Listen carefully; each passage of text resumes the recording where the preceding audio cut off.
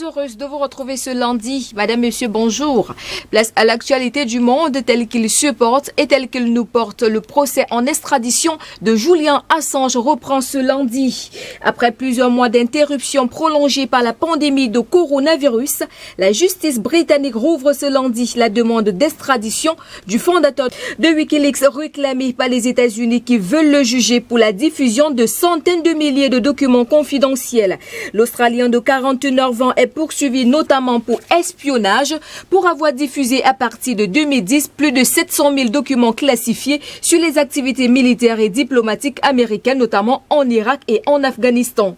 Les avocats du patron de Wikileaks dénoncent quant à eux une procédure politique fondée sur des mensonges avant la reprise à Londres de l'audience qui doit durer entre 3 à 4 semaines. Ses soutiens ont appelé à une manifestation devant la cour criminelle de Lord Bailey. Le fondateur de Wikileaks avait été arrêté en avril 2009 après 7 ans derrière les murs de la représentation diplomatique équatorienne où il s'était réfugié après avoir enfreint les conditions de sa liberté sous caution, craignant une extradition vers les États-Unis. Il revient donc à la justice britannique de déterminer si la demande américaine d'extradition qui lui est soumise respecte un certain nombre de critères légaux et notamment si elle n'est pas disproportionnée ou incompatible avec les droits de l'homme.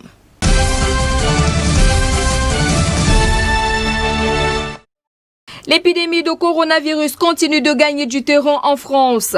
Près de 25 000 nouveaux cas ont été enregistrés en 3 jours et les indicateurs continuent globalement de se détériorer.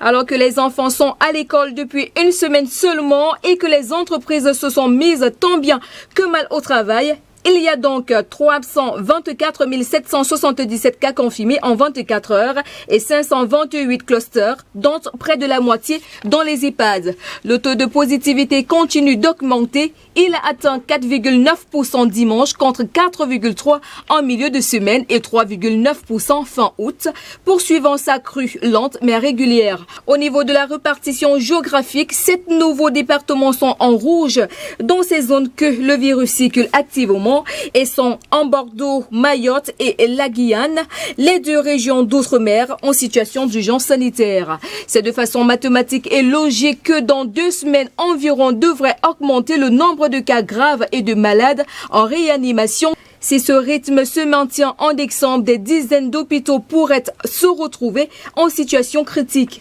Les points de test de dépistage sont victimes de leur succès sur tout le territoire français. Dans plusieurs grandes villes, le temps d'attente pour se faire tester et obtenir des résultats reste extrêmement long.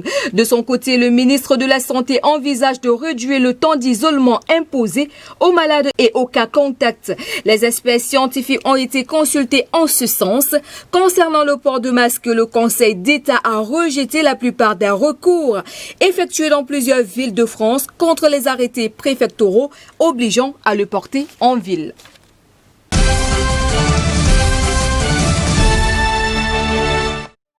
Au Monténégro, une vague rouge comme la couleur du pays a envahi dimanche la capitale Podgorica, où se sont réunis les partisans du président pro-européen Milo Djukanovic.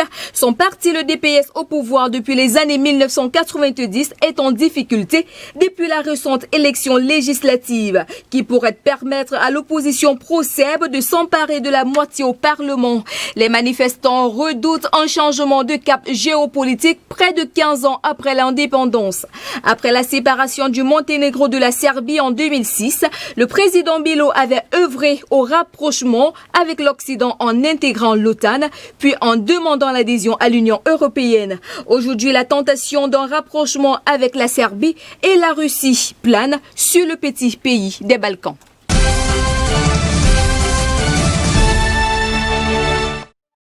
Au Bélarus, la mobilisation ne faiblit pas pour réclamer le départ d'Alexandre Loukachenko.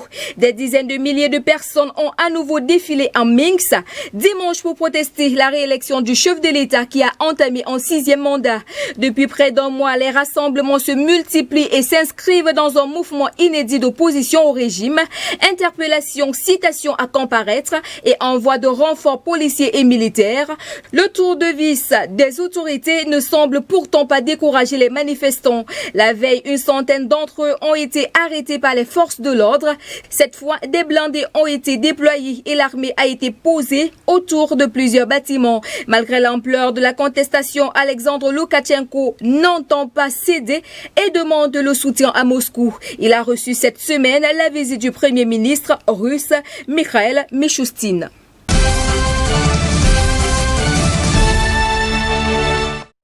On reste au Bélarus. Seule une élection transparente et équitable pourrait sortir le Bélarus de la crise, a déclaré l'opposante bélarusse Svetlana Tikhanovskaya depuis la Lituanie où elle s'est réfugiée. Elle a également assuré qu'elle ne voulait pas couper les liens avec Moscou, qui soutient ouvertement Alexandre Loukachenko. J'ai été contacté d'une manière ou d'une autre par des dirigeants de nombreux pays, dont les États-Unis, le Canada et les États européens. Je n'ai refusé de parler à personne. Tous ont appelé pour exprimer leur soutien au peuple bélarusse.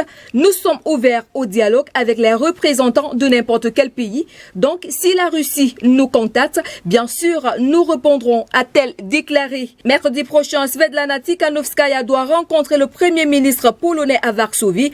Olga Kowalkova, une responsable du conseil de coordination de l'opposition au Bélarus, a trouvé refuge dans la capitale polonaise. Selon ses dires, dans la nuit de vendredi à samedi, elle aurait été menacée puis transportée à la frontière polonaise par des services de sécurité bélarusses.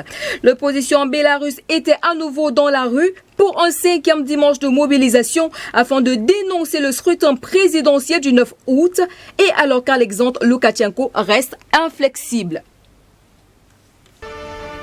Ainsi va la vie, ainsi va le monde de ce jour. Madame, monsieur, merci de votre aimable attention. Sur les antennes de JBS Télévision, nos programmes se poursuivent. On se retrouve demain lorsqu'il sera 15h. Au revoir.